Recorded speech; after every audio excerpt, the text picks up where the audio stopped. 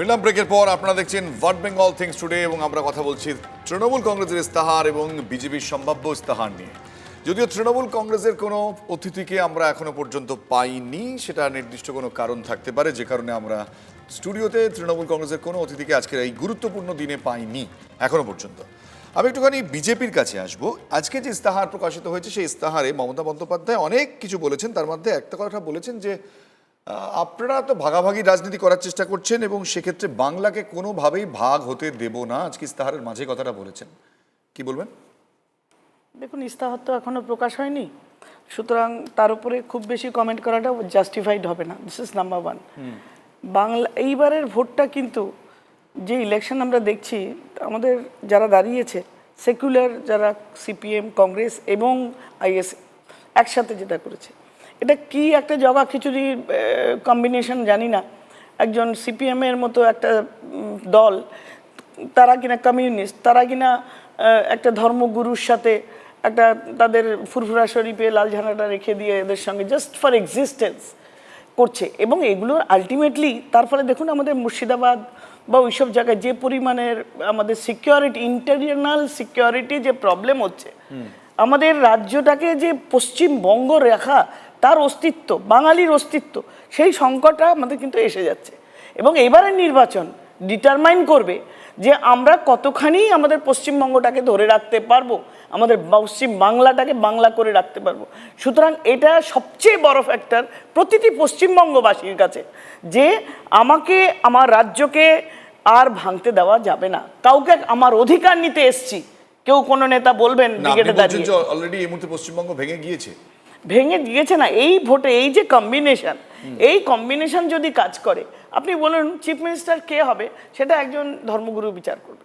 আমরা পশ্চিমবঙ্গের যারা অপামর জনতা, আমরা আমি একটা কথা বলি আপনাকে, এটা বিষয়টা যদিও আজকে অন্য, যেহেতু ভাগাভাগির প্রসঙ্গটা এলো, একজন ধর্মগুরু ডিসাইড করবেন না, এটা ভুল কথা। তিনি বলেছেন মুখ্যমন্ত্রী কে হবে, তিনি বলেছেন মুখ্যমন্ত্রী কে হবে না, আমি ঠিক কাউন্টার করছি না। এটা এরকম নয়। সম্ভবত এখানে একটু বিশ্লেষণ করা দরকার। প্রথমত তোমার মূল কেন্দ্র, ভর কেন্দ্র ছিল আজকে ইস্তাহার, সেখানেই আছে। এবং ইস্তাহারের ক্ষেত্রে যদি প্রথমত বলতে হয়, অর্চনা দেবী ব্যাপারটাকে একটু অন্য জায়গায় নিয়ে গেলেন, ওটা উত্তর আছে। কিন্তু প্রথমত যদি এটাকে ভাবা হয়, তাহলে আমি অবশ্যই এই কথাটা বলবো যে পশ্চিমবাংলা একটা দিশাহীন ইস্তাহার। কেন বলি, দেখো কেন্দ্রীয় সরকারের ক্ষেত্রে ব্যাপারটা তাই, যখন বাজেট পাস হয় তখন আজকের ইস্তাহারে কিন্তু মূলত অর্থনৈতিক ফোকাল পয়েন্ট, খুব ভালো করে ফলো করো। এবং কয়েকদিন আগে রাজ্যের ক্ষেত্রে ভোট অন অ্যাকাউন্ট হয়ে গেছে, সুতরাং ফোকাল পয়েন্ট যেটা রাজ্যের থাকবে ভোট অন অ্যাকাউন্টেই সেটা ফোকাস হবে।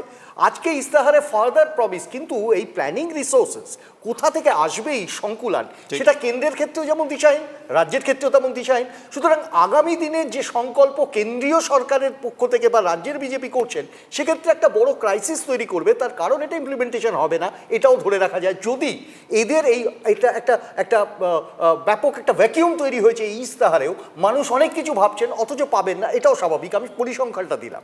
দ্বিতীয় প্রসঙ্গে আমি আসি, ওরা বারবার এটাকে ডাইভার্ট করবার চেষ্টা করবেন ধর্মগুরু। প্রশ্নটা হচ্ছে ধর্মগুরু না হয়ে ধর্ম নিরপেক্ষ একটা শক্তিতে রূপান্তরিত করা, এই ক্রেডিটটা এরা দেবেন না। তার কারণ হচ্ছে ধর্মকে নিয়ে রাজনীতিটাই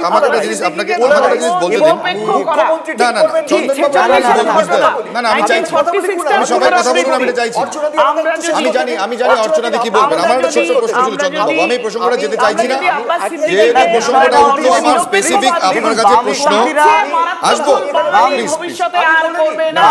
আমরা দেখুন, আমরা what Bengal thinks today regular basis যে অনুষ্ঠান করি, সেখানে আমরা অন্যান্য রাজনৈতিক দলের সাথে অন্যান্য রাজনৈতিক দলের লড়াই লাগিয়ে দেওয়ার কোনো টেন্ডেন্সি আমাদের নেই।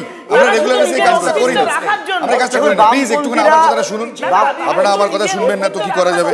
আমি সরাসরি চলে যাবো শুভময় বাবু আপনার কাছে। না প্লিজ প্লিজ, আপনারা নিজেদের কথা বলতে এতটাই ব্যস্ত থাকেন যে তৃতীয় ব্যক্তি মাঝে কোনো কথা বললে, অ্যাঙ্কার ইভেন কথা বলছে, আপনাদের কোনো গুরুত্ব নেই। আমি শুভময় বাবু আপনার কাছে জানতে চাইছি যে এই যে ইস্তাহার, সেখানে আমরা দেখতে পাচ্ছি যে একের পর এক যে প্রতিশ্রুতির কথা বলা হয়েছে, এবং সেখানে এই প্রশ্ন আমি কিছুক্ষণ আগে করেছিলাম যে একের পর এক প্রতিশ্রুতির মধ্যে বেশিরভাগ ক্ষেত্রে আমরা দেখতে পাচ্ছি যে বলা হয়েছে যে কোথায় কোথায় কোন খাতে কত টাকা বাড়ানো হলো এবং ছাত্র যুব তারা সুযোগ পাচ্ছেন, দ্যাট ইজ ডিফারেন্ট ইস্যু। কিন্তু এই যে 1.6 কোটি মানুষজন, জেনারেল মানুষজন, তারা ধনী হোক আর গরিব, তারা 500 টাকা পাবেন। সেক্ষেত্রে আমরা দেখতে পাচ্ছি দুয়ারে সরকার, সেখানেও মানুষের ঘরে ঘরে চাল পৌঁছে যাবে, দুয়ারে রেশন পৌঁছে যাবে, এবং বিভিন্ন সম্প্রদায়ের ক্ষেত্রেও দেখতে পাচ্ছি যে 1000 টাকা করে ভাতা। সব ক্ষেত্রেই কোথাও একটা অনুদান রয়েছে। যদি ডেভেলপমেন্ট সেই পর্যায়ে যায়, যদি আমাদের কাজ এত হয়ে থাকে, যদি দারিদ্রতা কমে গিয়ে থাকে, যদি ডেভেলপমেন্ট দুগুণ বেড়ে গেছে, এমনটাই বলেছে যে পার ক্যাপিটাল ইনকাম দুগুণ বেড়ে গিয়েছে, তাহলে অনুদান দেওয়ার দরকার কি আছে? কৃষকদের 3 গুণ তো তাদের এই মুহূর্তে আয় বেড়েছে। সো তাহলে দরকারগুলো কেন? একদম পরিষ্কার প্রশ্ন, এবং এর উত্তর হচ্ছে আমাদের ভারতবর্ষে এই মুহূর্তে প্রায় 135 কোটি 138 কোটি মানুষ, তার মধ্যে 80 কোটি মানুষ কিন্তু খুব আনন্দে নেই। 80 থেকে 100 কোটি মানুষ খুব আনন্দে নেই। অর্থাৎ আমরা যে সুবিধাভোগী শ্রেণী আজকে এই টেলিভিশন চ্যানেলে বসে আলোচনা করছি, তার পরিমাণ বা তার শতাংশ ভারতবর্ষের মধ্যে 20-30%, তার বেশি নয়। এবং এই নিয়ে প্রচুর তথ্য আমাদের হাতে আছে বিভিন্ন জায়গার থেকে, যে মাত্র 1% মানুষের হাতে ভারতের প্রায় 70%-এর বেশি সম্পদ সঞ্চিত আছে। এতে দোষের কিছু নেই। পৃথিবীর বিভিন্ন জায়গাতে এরকম ঘটনা ঘটে। এটা যে একমাত্র ভারতবর্ষে ঘটছে এমন নয়, অনেক দেশেই আছে যেখানে অল্প মানুষের হাতে প্রচুর অর্থ। মার্কিন দেশেও অনেকটা সেই জিনিসটা সত্যি, এবং সেই জায়গাতেও কিন্তু মার্কিন দেশেও ডোল দেওয়া হয় কিছু মানুষকে। এবার প্রশ্ন হচ্ছে শুধুমাত্র ডোল দিয়ে কি, তো আপনি বলছেন কি এটা ডোল পলিটিক্স? না না না, আমি বলছি ডোল দিয়েই কি একটা রাজ্যের সামগ্রিক উন্নতি সম্ভব? ঠিক, ঠিক। তাহলে তো পুরোটাই সারা পৃথিবী কমিউনিস্ট ঠিক। কান্ট্রি হয়ে যেত, সমস্ত মানুষ সবকিছু ভাগ করে নিতেন। ঠিক। এই যে ডেভেলপমেন্টের যে দিশা, সেই দিশাটা এই যে আজকের যে ইস্তেহার, তার থেকে বেশি আলোচিত হয়েছে যে সাধারণ মানুষের কাছে কিভাবে এই পরিস্থিতিতে কিছুটা সাহায্য পৌঁছে কিন্তু দেওয়া আমার একটা যায়। সংক্ষেপে একটা জিনিস জানার রয়েছে। আমি ব্যাপারটা তো এক ধরনের আলোচনা করছি, তৃণমূল কংগ্রেসের তাদের বক্তব্য থাকবে, কিন্তু মানুষ যারা ভোট দেবেন তারা কি ব্যাপারটা মনে করেন এভাবে? তারা তো তাদের যে জিনিসটা পাবেন সেটাই সন্তুষ্ট থাকবেন, এটাই কি স্বাভাবিক নয়? শুনুন, এই প্রশ্নটা হলো একটা কবি কবিতা লিখেছেন, আর তারপর আমরা তার ভাব সম্প্রসারণ করছি যে কবি কি ভেবেছিলেন। ফলে কবি কি ভেবেছেন 2রা মার্চে আমরা জানতে পারবো। যে এই যে ইস্তেহার আজকে প্রকাশিত হলো, তাতে বাংলার যে অসংখ্য কবি, লেখক, অভিনেতা, অভিনেত্রী আছেন, যারা ভোট দেবেন তারা ঠিক করবেন কাকে ভোট দেবেন। সিপিআইএমের কাছে আসবো। ফলাফল জানতে শুভজিৎ আমাদের সরকার, বিস্তারিত শুভজিৎ, করতে হবে। এই যে বাড়ি বাড়ি রেশন পৌঁছে দেয়া, লকডাউনে বহু মানুষ, প্রান্তিক মানুষ আমরা দেখেছি, আমলাশোলে দেখিয়েছি, সেখানে মানুষ আপনাদের সময় খেতে পেতেন না। পিঁপড়ের ডিম, আমাকে বলতে দিন প্লিজ একটুখানি। পিঁপড়ের ডিম খেয়ে থাকতেন, এমনটা খবর হয়েছিল 2010 সালে, মানে 2011-তে আপনাদের সরকার চলে যাওয়ার পর তৃণমূলে অনেক দুর্নীতির অভিযোগ উঠেছে। আমরা দেখিয়েছি গতদিন যে তাদের বিরুদ্ধে কাটমানি খাওয়ার অভিযোগ আছে, কিন্তু মানুষ খেতে পাচ্ছেন, তারা দুবেলা রেশন পান। তারা বলছেন যে মানুষের বাড়ি বাড়ি রেশন পৌঁছে দেবেন, এবার আপনাকে আর যেতে হবে না রেশন দোকানে। তো এগুলো কি মানুষের জন্য কাজ নয়? দেখুন, কিছুদিন আগে লকডাউনের পরিস্থিতিতে আমরা তখন রাস্তায় ছিলাম, আমরাই মূলত বাড়ি বাড়ি থেকে রেশন পৌঁছে দিয়েছি, বিভিন্ন ত্রাণ সামগ্রী পৌঁছে দিয়েছি। আমরা গিয়ে দেখেছি তৃণমূলের পঞ্চায়েত প্রধান, তৃণমূলের নেতা, তারা নিজের বাড়িতে চালের বস্তা রেখে দিয়েছে, চাল চুরি করেছে। তা আপনি কিভাবে বলছেন যে রেশন পৌঁছে দিয়ে তৃণমূল কংগ্রেস? আমাদের এইখানেই প্রশ্ন। আর দ্বিতীয় প্রশ্ন, যে বিজেপির যিনি প্রতিনিধি রয়েছেন, মানে আপনি বলছেন যে তৃণমূল কংগ্রেস এবং বিজেপি কিছু দিচ্ছে না, আপনারাই শুধু দিচ্ছেন? আমরা তো দিয়েছি, আমরা তো সরকারে না থেকেও না, দরকারে আপনারাই মানুষের শুধু পাশে দিয়েছেন। থেকেছি। ঠিক আছে, এর আমার কথা হচ্ছে, উনি বললেন যে রাজ্যকে বাঁচাতে হবে, রাজ্যকে আলাদাভাবে দেওয়া যাবে না। তো এইদিকে আমরাই দেখেছি এই পাহাড়ে দার্জিলিংয়ে আলাদা জেলা, গোর্খাল্যান্ড জেলা করার জন্য এই বিজেপি উদ্যোগী হয়েছিল। এই বিজেপির নেতারা তখন ইয়েতে গিয়ে, দার্জিলিংয়ে গিয়ে বলেছে আমরা গোর্খাল্যান্ড করে দেবো। তো এরা আবার কিসের কথা বলছে যে আমরা অখণ্ডভাবে পশ্চিমবাংলাকে রেখে দেবো, বাংলাকে রেখে দেবো? এই জায়গাটা না, আসলে ব্যাপারটা কি বলুন তো, বামপন্থী কংগ্রেস এবং আইএসএফ এর যে জোটটা হয়েছে, এই জোটের কারণে তৃণমূল এবং বিএসএফ, এই বিজেপি একসঙ্গে ভয় পাচ্ছে খালি তাই নয়, এবং আইএসএফ কি নয় যে প্রচার করছে, আইএসএফ আদতে একটা সংখ্যালঘুদের দল, এটা আদতে নয় যে খালি ধর্মীয় সংখ্যালঘুদের দল নয়। আইএসএফ এর মধ্যে দলিত, আদিবাসী, বিভিন্ন সংগঠনের প্রতিনিধি রয়েছে। অনেক বেশি মাইলেজ পেয়ে গিয়েছে আলোচনা। আপনাদের কথা বলুন, মানে আপনারা নিজেদের কথা বলুন। এই মুহূর্তে আপনারা এখানে আছে, আইএসএফ এর প্রতিনিধি তো নেই। না, আমি আরেকটা কথা বুঝতে পেরেছি, আমি আসবো। আপনাদের বিরুদ্ধে ডাইরেক্ট অভিযোগ করা হচ্ছে যে আপনারা এক্ষেত্রে, মমতা বন্দ্যোপাধ্যায় বলেছেন যে লকডাউনে ইনকাম অনেক বেড়েছে, সারা দেশের যে অবস্থা ছিল সেক্ষেত্রে আপনারা কি করেছেন? আমরা এখানে অনেক মানুষের কাজের বন্দোবস্ত করার চেষ্টা করেছি। দেখুন, লকডাউনের সময় কোভিডের পরিস্থিতিতে একদম প্রথম দিনে 1000 কোটি টাকা প্রধানমন্ত্রী দিলেন কোভিড ম্যানেজমেন্টে। তার পরবর্তীকালে তিনি আবার দিলেন। সমস্ত 70 বছরে স্বাস্থ্যের যে ডেভেলপমেন্ট হয়নি, 500-র ওপরে ভেন্টিলেটর শুধু রাজ্যে তৈরি করার ইনফ্রাস্ট্রাকচার ডেভেলপমেন্ট। সেই অবস্থার থেকে 5 কেজি চাল, ডাল, রেশন প্রতি বাড়িতে দেওয়ার জন্য, যেইটা কিনা রাজ্য সরকার সেখান থেকে তার তৃণমূলের দাদারা কাটমানি কেটে কেটে মানুষকে দিল। এখন উনি ডিজিটালাইজড আপনি কি বলছেন যে দুয়ারে রেশন, মানুষ চাল ডাল পাচ্ছেন না? দুয়ারে রেশন, আমি বলছি তো 5 কেজি চাল ওজন করবেন, দুয়ারে যাবে 2 কেজি। কোন মানুষের সাহস আছে তৃণমূলের দাদারা ওই 5 কেজির জায়গায় 2 কেজি এবার যদি চাল নিয়ে দুয়ারে গেলে রেশন প্রতিবাদ করে বলবে এবার যদি যে আমি দুয়ারে কম রেশন পেয়েছি, পৌঁছয় কি হবে? আমার টাকাটা, আমার চালটা কম দেওয়া হয়েছে, আমার রেশনটা কম দেওয়া না, হয়েছে, এবার যদি কেউ দুয়ারে বলতে পারবে রেশন না। পৌঁছয়? সেই তৃণমূলের দাদারা যারা আগে সাইকেল চালাতো এখন স্করপিও চড়ে, এরপরে দেখবেন তারা এই মুহূর্তে সেই তৃণমূলের নেতারাই সেই আপনারা কথা বলছেন, ছেড়ে সেই তৃণমূলের দিন। নেতারা আমি- বিজেপির নেতা হয়েছে, আমি- যে তৃণমূলের নেতারা কিষাণ উনি যে সম্মান বললেন নিধিতে কথাটা আপনারা দিচ্ছেন স্করপিও চালাতো। 6,000 টাকা, তৃণমূল বলছে এবার 10,000 টাকা দেওয়া হবে। মহিলা ভাতার ক্ষেত্রে সংরক্ষণ আপনারা এই মুহূর্তে তৃণমূল দেখুন, এই বলছে রাজ্যের 33% নেত্রীর- সংরক্ষণ, আপনারাও একটা সম্ভাব্য দেখা যাচ্ছে। মানে এই কোথাও কি রাজ্যের- তৃণমূল কংগ্রেসের যদি আমরা ইস্তাহার শুধু দেখি না, রাজনৈতিক আমি- প্রচারটা দেখি, আমি- আমি আসবো একটুখানি এই বিষয় নিয়ে চন্দনবাবু আপনার কাছে, যে কোথাও কি তৃণমূল কংগ্রেস এবারের ভোটে বাংলা নিজের মেয়েকেই চায়, পাশাপাশি আমরা দেখতে পাচ্ছি যে এই যে স্বাস্থ্য সাথী তাও বাড়ির কোনো একটি মহিলা তার নামেই হবে, পাশাপাশি আমরা দেখতে পাচ্ছি মহিলাদের জন্য 33% সংরক্ষণ, যে 1.5 কোটি বাড়িতে এই যে আমরা সুবিধাটা পেতে পারি এমনটা বলছেন মমতা বন্দ্যোপাধ্যায়, সেটাও মহিলা কেন্দ্রিক, বাড়ির মা বোনেদের ওপর নির্ভর করে। তো পুরো বিষয়টা একটা মমতা বন্দ্যোপাধ্যায় নিজে মহিলা, গোটা দেশের মধ্যে একমাত্র মুখ্যমন্ত্রী, মহিলা মুখ্যমন্ত্রী, এই আবেগটা মমতা বন্দ্যোপাধ্যায়ের সাথে আছে, কি বলবেন? না, এখানে আমি তোমাকে শুরুতেই বলিনি যে এখানে মহিলা পুরুষের ব্যাপার নাই। এটা মমতা বন্দ্যোপাধ্যায় সরকার নজরুলের বলছেন, মতো আমি তৃণমূল সামনের বলছে, গান আমি গাই, বলছি। আমার চোখে পুরুষ রমণীর কোনো ভেদাভেদ নাই। আমার প্রশ্নটা এখানে গোটা সকলে, এখন বাংলার মেয়েটা ওনার স্লোগান, এটা হতেই পারে উনি মহিলা, যথেষ্ট এটা সম্মান তো করি। ঠিক চন্দনবাবু, কিন্তু আমি আমরা একটি কথা Women's Day তোমাকে যেভাবে বলি, সেলিব্রেট করি, তো আমরা মেন্স ডে সেলিব্রেট করি না? কিন্তু ওনার আমি থেকে তো আমরা বাংলার পিছিয়ে হয়ে গেছেন এর থেকে। আমি পাশাপাশি ভাবে এটাও বলি মঞ্চ যিনি যে ওনার মহিলা বিধায়ক তিনি সুরক্ষার বাংলার ক্ষেত্রে মেয়ে। বাংলার একটা কোয়েশ্চেন তো আছেই, আমরা জানি সাজানো ঘটনা থেকে এখনো পর্যন্ত, এবং তাদের বিরুদ্ধে ব্যবস্থা নেওয়ার কি অ্যাকশন আজ পর্যন্ত হয়েছে সেটাও আমরা জানি। প্রসঙ্গক্রমে আমাকে যেতে হবে, যে প্রসঙ্গটা তুমি করলে সেটা হলো যে পশ্চিম বাংলায় একটা স্লোগান ইয়ারিং, এটা স্লোগান থাকবে, আছে, ভবিষ্যতে থাকবে, সেটাকে কিভাবে ক্যাটাপল্ট করবেন সেটা তৃণমূলের বিষয়। কিন্তু আমাদের মূল প্রসঙ্গটা হচ্ছে উন্নয়ন, এবং এই উন্নয়নের সাথে যে ক্রিমিনালাইজেশন, একটা অপরাধ প্রবণতা এবং সিন্ডিকেট, এই দুটোকে সামনে রাখলে সাধারণ মানুষ কতটা বঞ্চিত সাধারণ মানুষের নিজের অনুভব থেকে বুঝতে পারে। যেমন তোমাকে বলি, 1,000 কোটি টাকা কেন্দ্রীয় সরকারের বরাদ্দ আমফানের জন্য আমরা যথেষ্ট প্রতিবাদ করেছিলাম, 57,000 কোটি টাকার প্রশ্ন ছিল, কিন্তু ওই 1,000 কোটি টাকার মধ্যে যেভাবে দুর্নীতিটা হলো তাতেও আমরা শঙ্কা প্রকাশ করেছিলাম, এটাও বাস্তব। আমরা জানি চাল, ডাল, তেল, নুন অতিমারির সময় যেভাবে ডিস্ট্রিবিউট করা হয়েছিল এবং তা কিভাবে চুরি হয়ে সাধারণ মানুষের কাছ থেকে গ্রাস ছিনিয়ে নেওয়া, এটাও আমরা দেখেছি। সরকার তো চেষ্টা আমাদের করেছিল। বুঝতে হবে যে কেন্দ্রীয় সরকার কিন্তু যেমন সরকারের সাধারণ সেই চেষ্টা তো মানুষের এখনো কথা চলছে, ভাবছেন না, মানে এটা তৃণমূল তো বলছে যে আমরা তো এবং দিচ্ছি। পাশাপাশি এটাই তো একটা মহিলা, ভদ্র মহিলা হয়ে যে আবেগটা আমরা আশা করেছিলাম সাধারণ মানুষ, অর্থাৎ মমতাময়ী মা, এই যে আবেগটা উনি এখন উদ্রেক করবার আপনারা চেষ্টা করছেন, 2011-তে এমনটা আশা আজকে করেছিলেন? মনে হয় না আমফানের সময় চন্দনবাবু, সেটা আপনারা ছিল। 2011 সালে এটাই আশা করেছিলেন, আমরা কিন্তু 11 আশা মাসে হত হয়ে আপনারা এখন বামেদের সঙ্গে কুণাল সেই জন্য জোট করেছেন। ইন্টারেস্টিং 43 বছর ক্ষমতায় নেই, 2011 সালে আমাদের হাত ধরে এসেছিলেন উনি ক্ষমতায়। ওনারা তো বলেন আপনারা আমি হাত একটা ধরেছিলেন। কথা বলি, আমাদের হাত ধরে ক্ষমতায় কেন এসেছিলেন?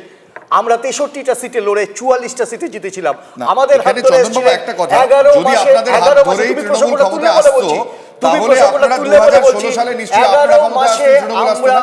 11 মাসে আমরা আমি আসছি চন্দনবাবু, আমি আসছি আপনার কাছে, আমি আসছি। আমি সেই কারণে কুণাল দা, বলছি এটা আমার কয়েকটা বিষয় এখানে বলা, সেটা হচ্ছে এই যে ইস্তাহারটা, এখানে কিন্তু আমরা কোনো বড় শিল্পের কথা দেখলাম না।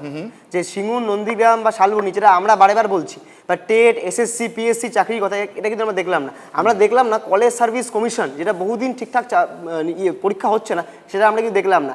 আমি তৃণমূলের কাছে এই প্রশ্নগুলো করব, তৃণমূল কংগ্রেসের উত্তরগুলো দিতে পারবে, কিন্তু আমি আপনার কাছে একটা জিনিস জিজ্ঞেস করতে চাই শুভজিৎ, আপনাদের লাস্ট 10 বছরে কোন কোন শিল্প এই রাজ্যে এসেছিল, একটু যদি তালিকাটা বের করেন খুব ভালো হয়। কারণ আপনি বের করুন না একটু তালিকাটা। সল্টলেক, সল্টলেকে যে এত বড় একটা ইনফোসিস, উইপ্রোর মতো যে কোম্পানি এটা নিয়ে এসেছে, আর কতগুলো নাম একটু বলুন সারা রাজ্যে।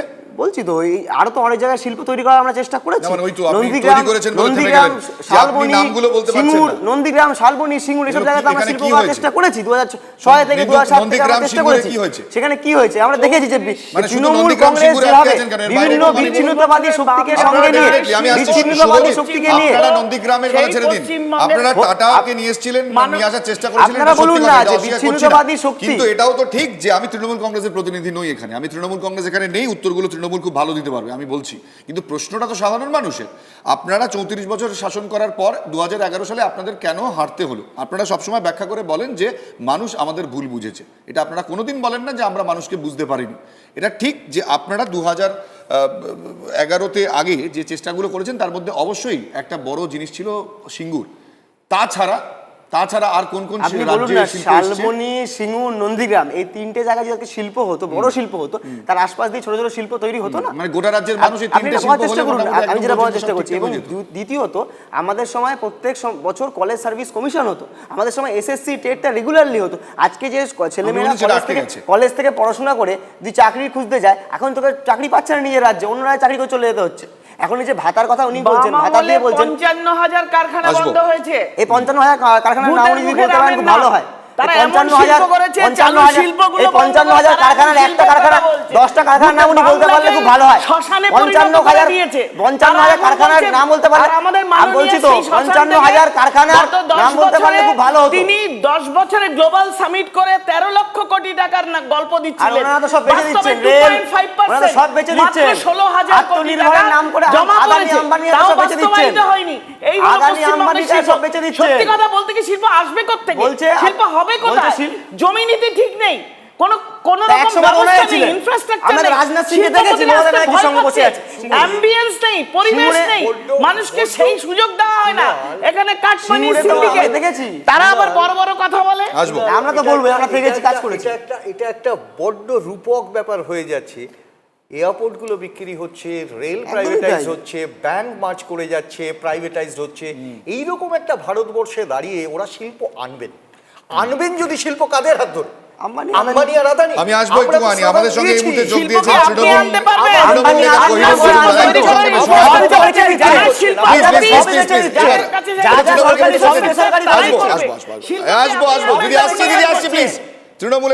তৃণমূলের প্রতিনিধি কোহিনুর আমাদের সঙ্গে রয়েছেন, কোহিনুর মজুমদার। কোহিনুর, সংক্ষেপে সময় যেহেতু নেই তাই খুব দুঃখিত, প্রথমে পেলে খুব ভালো হতো। আপনার কাছে আমার সরাসরি প্রশ্ন, তৃণমূল কংগ্রেস নেত্রী বলছেন যে 110% কাজ হয়ে গিয়েছে, তারপরে দাঁড়িয়ে আপনারা দেখতে পাচ্ছি যে বিভিন্ন খাতে আপনারা, আমাদের সঙ্গে যোগাযোগ কি বিচ্ছিন্ন হয়ে গিয়েছে? আমাদের সঙ্গে যোগাযোগ বিচ্ছিন্ন হয়ে গিয়েছে, মানে সত্যি আমি এই বিষয়টা, আমার কাছে সময় নেই, খুব দুঃখের বিষয়। আমরা চেষ্টা করেছিলাম যে তৃণমূলকে শেষবারের জন্য ধরার, কিন্তু আমি শুভময় বাবু আপনার কাছে যাই। এক্ষেত্রে রাজ্যের বিভিন্ন ক্ষেত্রে আমরা দেখতে পাচ্ছি যে এবারের রাজনীতিতে বিশেষ করে সংখ্যালঘু এই টার্মটা অন্যভাবে আমরা ব্যবহার করছি। আমরা দেখতে পাচ্ছি ওবিসি, বিশেষ করে পিছিয়ে পড়া বহু মানুষজন, তাদের একটা ভূমিকা এবারের ভোটে ভীষণভাবে রয়েছে। বিজেপির ম্যানিফেস্টো যেটা এই মুহূর্তে প্রাথমিকভাবে আমরা দেখতে পাচ্ছি সেটা তাতেও রয়েছে। মমতা বন্দ্যোপাধ্যায় আজকেও বলেছেন মাহেশ্ব, তিলি, সাহা, তামুল এদেরকে সংরক্ষণের আওতায় আনা হবে। রাজনীতির জায়গাটা কোন দিকে যাচ্ছে সংক্ষেপে? এই যে আইডেন্টিটি পলিটিক্সের বিষয়টা অবশ্যই আগেও ছিল, বাম আমলেও ছিল, কিন্তু এইভাবে সারফেস করেনি। অর্থাৎ সেটাকে আমরা চোখের সামনে, আমরা কখনো বাম আমলে শুনিনি মতুয়া নিয়ে এত আলোচনা হচ্ছে।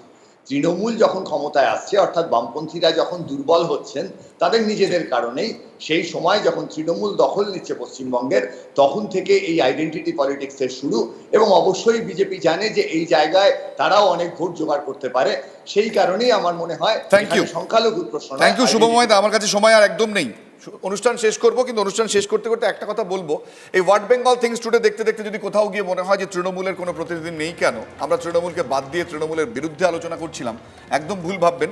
কারণ তৃণমূলের কোনো প্রতিনিধি আজকে আমাদের যে অনুষ্ঠান সেখানে উপস্থিত হতে পারেননি। কিছুটা যান্ত্রিক ত্রুটি শেষের দিকে ছিল, কিন্তু প্রথমে আমাদের তৃণমূলের যিনি অতিথি তিনি এসে পৌঁছতে পারেননি। সব মিলিয়ে আমরা একটা আলোচনা করার চেষ্টা করেছিলাম, কিন্তু তৃণমূল থাকলে উত্তরগুলো হয়তো আপনাদের কাছে পৌঁছে দিতে পারতাম। আপনাদের সকলকে ধন্যবাদ আমাদের সঙ্গে থাকার জন্য, এবং আপনাদেরও যারা অনুষ্ঠান দেখছিলেন আগামী দিনও আমাদের সঙ্গে থাকবেন। ওয়ার্ড বেঙ্গল থিংস টুডে যেতে যেতে কি মনে করে গোটা বিষয়টি নিয়ে সেটা আপনাদের জানায়, আজকেও জানাবেন, সঙ্গে থাকুন।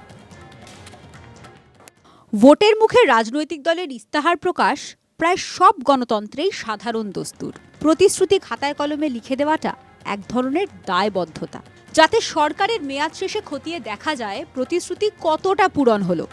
ফলে ইস্তেহারে লাগাম ছাড়ার প্রতিশ্রুতি থাকবে না, এমনটাই প্রত্যাশিত। এদেশে অবশ্য তেমন আশা দুরাশা। ইস্তাহারের স্বপ্নের ইমারত গড়ার কাজে খামতি রাখে না প্রায় কোনো রাজনৈতিক দলই। 5 বছর পরে দেখা যায় আশ্বাস আর প্রাপ্তির মধ্যে দুস্তর ফারাক। তাতেও অবশ্য দলগুলোর হুঁশ ফেরে না। আরও একটা ভোটের জন্য তৈরি হয় প্রতিশ্রুতির পাহাড়। টোপ আর বাস্তবের মধ্যে ফারাকটা ভোট দাতারা যতদিন না বুঝবেন ততদিন এই প্রবণতা শেষ হবে না।